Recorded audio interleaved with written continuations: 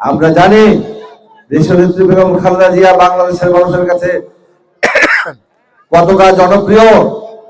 উনি এদেশে মোট 23টি আসনে অংশগ্রহণ করেছিলেন নির্বাচনের জন্য, সব কটি আসনে উনি বিজয় অর্জন করেছেন।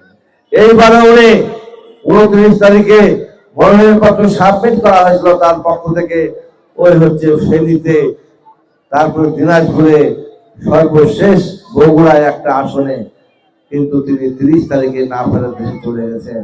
আমরা আর তাকে এই ত্রয়োদশ জাতীয় সংসদ নির্বাচনে আমাদের মাঝে পাবো না। আমরা জানি আমরা আচরণবিধির মধ্যে আছি। আগামী 21 তারিখের পর থেকে, অর্থাৎ কালকের পর থেকেই প্রচারণা মোটামুটি শুরু হবে, তখন আমরা নির্বাচনের কথা বলবো। আমরা শুধু এইটুকু বলতে চাই, তার যোগ্য উত্তরসূরি হিসাবে আমাদের নেতা তারেক রহমান তার ওই 25 ডিসেম্বর স্বদেশ প্রত্যাবর্তন করে বাংলাদেশের মানুষের কাছে ওয়াদাবদ্ধ হয়েছেন। উনি আগামী বাংলাদেশ বিনির্মাণ করার জন্য প্রত্যেকের সহযোগিতা চেয়েছেন, জাতীয় ঐক্যের সরকার চেয়েছেন, এবং ন্যায় নীতির আদলে তিনি সর্বোচ্চ সতর্ক থেকে বাংলাদেশ বিনির্মাণের জন্য সবাইকে নিয়ে সচেতন থাকবেন বলে উনি কথা দিয়েছেন। সেই জন্য আমরা মনে করি যে বাংলাদেশের মানুষ এখন কিছুটা হলেও স্বস্তির নিঃশ্বাস ফেলেছে।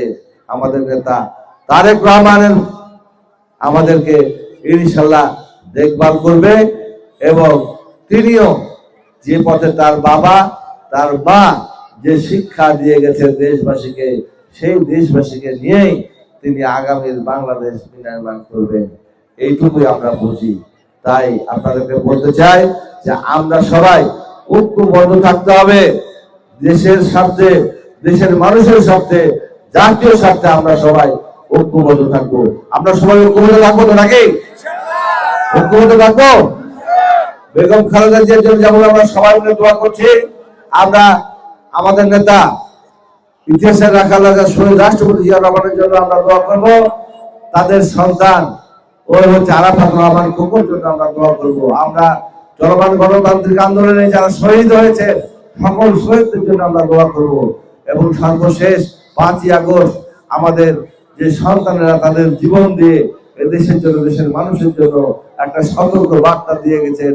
আগামী দিনে বাংলাদেশ নিয়ে কেউ আর কোনো ছিনিমিনি খেলতে পারবে না, গণতন্ত্রকে কেউ হরণ করতে পারবে না। আগামী দিনে দেশের যে লাল সূর্যের পতাকা, এই পতাকা নিয়ে কেউ ষড়যন্ত্র করতে পারবে না। সেই জন্য আমরা সেই 5ই আগস্টে যারা শহীদ হয়েছে তাদের জন্য দোয়া করবো।